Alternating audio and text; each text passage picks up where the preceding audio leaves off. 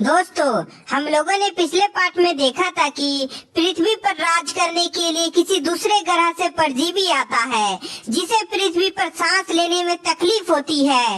इसलिए दोनों इंसान के शरीर में समा जाते हैं और पृथ्वी पर राज करने के लिए स्नोमैन का हमला करवाता है। लेकिन इंस्पेक्टर की वजह से स्नोमैन डर के मारे भाग जाता है। इधर गुप्ता जी और मिश्रा जी भी अपने अंकल का घर आ जाता है, जहाँ सभी लोग क्रिसमस का पार्टी करते हैं। तभी गुप्ता जी के अंकल को किसी का फोन आता है और अब आगे की कहानी देखते हैं। गुप्ता जी अंकल कहाँ गए होंगे, आपको क्या लगता है? मिश्रा जी, मुझे खुद समझ नहीं आ रहा है कि अंकल जी अचानक कहाँ गए हैं।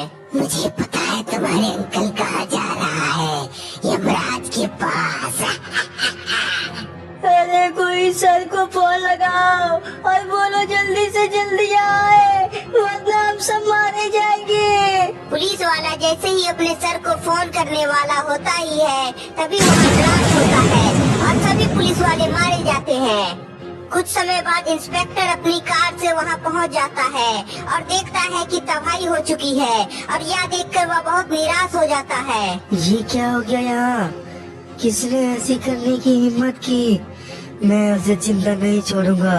अपने पुलिस वालों को मरता देख इंस्पेक्टर को बहुत गुस्सा आ रहा होता है, लेकिन तभी एक पुलिस वाला घायल पड़ा हुआ इंस्पेक्टर को दिखाई पड़ता है। रामू, यहाँ क्या हुआ था? किसने तुम सभी पर हमला किया? इंस्पेक्टर की बात सुनकर पुलिस वाला बताता है कि यहाँ स्नोमैन के साथ उसका साथी भी था, जिसने हम सभी पर हमला किया। इंस्पेक्टर, मैं तुम्हारा इंतजार कर रही थी। कौन हो तुम? हिम्मत है तो सामने आके दिखाओ। इंस्पेक्टर, तुम मुझे जानते हो, पर अब तुम भी मरोगे। गिलिंडा इंस्पेक्टर के सामने आ जाती है और जैसे ही इंस्पेक्टर गिलिंडा को देखता है तो उसे याद आ जाता है कि इसी ने उसके बच्चे को ढूंढा था।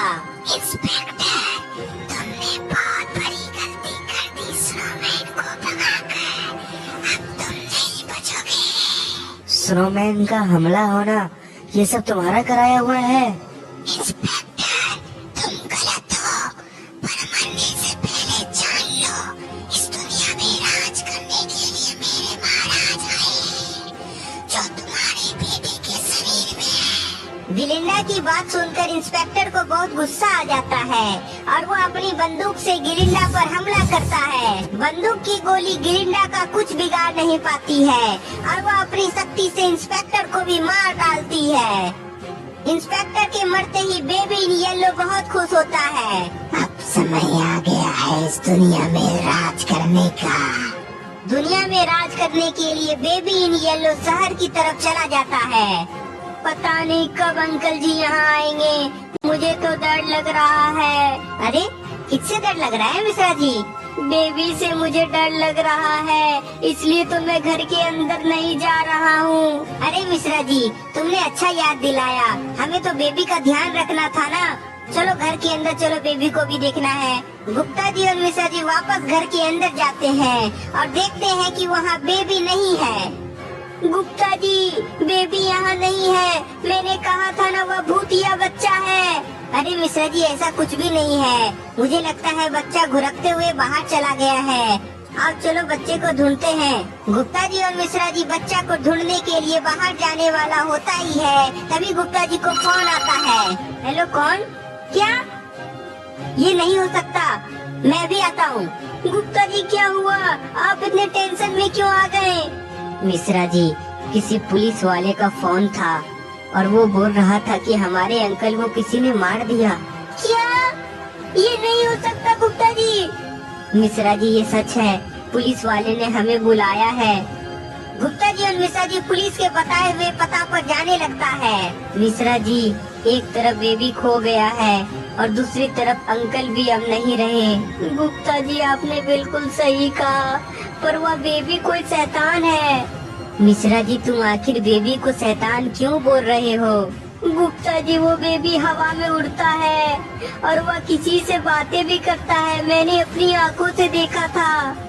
मिश्रा जी, क्या तुम पक्का यकीन से कह रहे हो कि ऐसा हुआ था? हाँ गुप्ता जी, मैं पूरा यकीन से कह सकता हूँ। ठीक है मिश्रा जी, पर अभी भी मुझे विश्वास नहीं हो रहा है तुम्हारी बातों पर। अगर ऐसा है तो उस बेबी का भी अंत होगा, जैसे पहले कई शैतानों का हुआ है।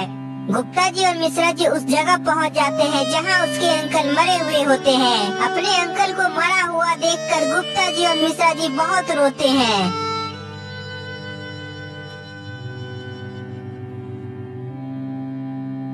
गुप्ता जी और मिश्रा जी, तुम दोनों अपने घर चले जाओ, क्योंकि हमें खबर मिला है कि स्नोमैन और उसके साथी ने चारों तरफ तबाही मचा दिया है। नहीं सर, मैं अपने अंकल को तो खो दिया हूँ, पर अब और किसी की जान में जाने नहीं दूंगा।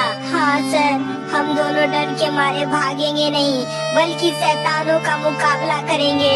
गुप्ता जी और मिश्रा जी का हौसला देखकर सभी के अंदर अलग ही ऊर्जा आ जाती है। सर, आप सभी शैतानों से मुकाबला करें, तब तक मैं और मिश्रा जी तुरंत वहाँ पहुँचते हैं। सभी पुलिस वाले अपनी वैन में बैठकर निकल जाते हैं और गुप्ता जी मिश्रा जी अपने हथियार लेने के लिए अंकल का घर चला जाता है। उधर स्नोमैन अपनी बर्फ की शक्ति से सभी इंसानों को जमाने लगता है। अरे हमें छोड़ दो, तुम क्यों हमें मारना चाहते हो? तुम लोग मेरी बात मानोगे तो तुम्हारी जान बच सकती है। कौन सी तुम्हारी बातें हमें माननी है, बताओ। अगर अपनी जान बचाना चाहते हो तो तुम सभी को मेरे महाराज का गुलाम बनना होगा। हम में से कोई भी तुम्हारे महाराज का गुलाम नहीं बनेगा। कोई भी गिलिंडा की बात नहीं मानता है, इसलिए गिलिंडा अपनी शक्ति से एक इंसान को जला देती है।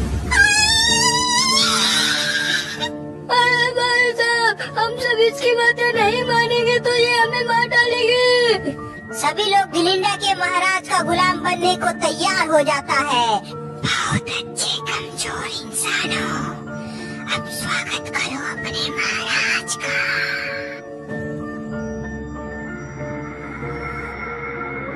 महाराज की जय, महाराज की जय। गिलिंडा, तुमने बहुत अच्छा काम किया। अब इन सभी को गुलाम बनाने का समय आ गया है। बेबी इन येलो अपनी काली शक्ति की मदद से सभी को ज़ॉम्बीज़ बनाना शुरू कर देता है। स्नोमैन और मेरे नए गुलामों, जाओ इस दुनिया में सभी को मेरा गुलाम बनाओ। अपने गुलामों को आदेश देकर बेबी इन येलो और गिलिंडा वहाँ से चला जाता है। स्नोमैन शहर में तबाही मचाने लगता है और ज़ॉम्बीज़ एक एक करके सभी अपनी संख्या बढ़ाने लगता है। तभी वहाँ पुलिस आ जाती है।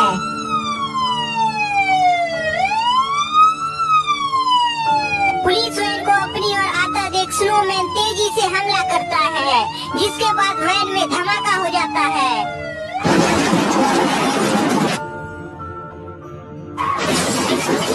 गुप्ता जी, ये क्या, हमारे आने से पहले ही यहाँ स्नोमैन ने वैन को ब्लास्ट कर दिया। हाँ मिश्रा जी, स्नोमैन ने यहाँ बहुत तबाही मचाया है, पर वो कहाँ गया होगा? हमें उसे रोकना होगा, वरना बहुत तबाही मच जाएगा। गुप्ता जी, कोई हमारी तरफ ही आ रहा है, कहीं वो स्नोमैन तो नहीं है? नहीं मिश्रा जी, वो स्नोमैन की तरह नहीं दिख रहा है। वो स्नोमैन नहीं, कोई और है। गुप्ता जी, अगर वो स्नोमैन नहीं है तो पक्का वो कोई शैतानी बच्चा होगा। अरे नहीं मिश्रा जी, वो कोई बच्चा भी नहीं है। हाँ गुप्ता जी, आपने बिल्कुल सही कहा, ये कोई बच्चा नहीं बल्कि ये तो ज़ॉम्बीज़ है। हाँ मिश्रा जी, पर ये ज़ॉम्बीज़ कहाँ से आया होगा? गुप्ता जी, वो मुझे नहीं पता, पर हमें उसे मारना होगा, वरना वो कई लोगों को ज़ॉम्बीज़ बना देगा। हाँ मिश्रा जी, चलिए इसका अंत करते हैं। गुप्ता जी और मिश्रा जी अपने हथियार से ज़ॉम्बीज़ पर हमला करते हैं। बाबा के हथियार से ज़ॉम्बीज़ मारा जाता है। गुप्ता जी, हमारे वार्ड से ज़ॉम्बीज़ एक ही बार में मारा गया और अब सिर्फ स्नोमैन बचा है। मिश्रा जी, तुम गलत हो। स्नोमैन के साथ पूरी ज़ॉम्बीज़ की फौज को मारना होगा। ओह नो, ज़ॉम्बीज़ की फौज। तो दोस्तों, बेबी इन येलो का बनाया हुआ गुलाम क्या गुप्ता जी और मिश्रा जी का अंत कर देगा, या गुप्ता जी और मिश्रा जी सब का अंत कर देंगे? आपको क्या लगता है? हमें कमेंट में बताएं। तब तक के लिए इस वीडियो को ज्यादा से ज्यादा लाइक करें, नए हैं तो चैनल को सब्सक्राइब कर ले। तो मिलते हैं नेक्स्ट पार्ट में।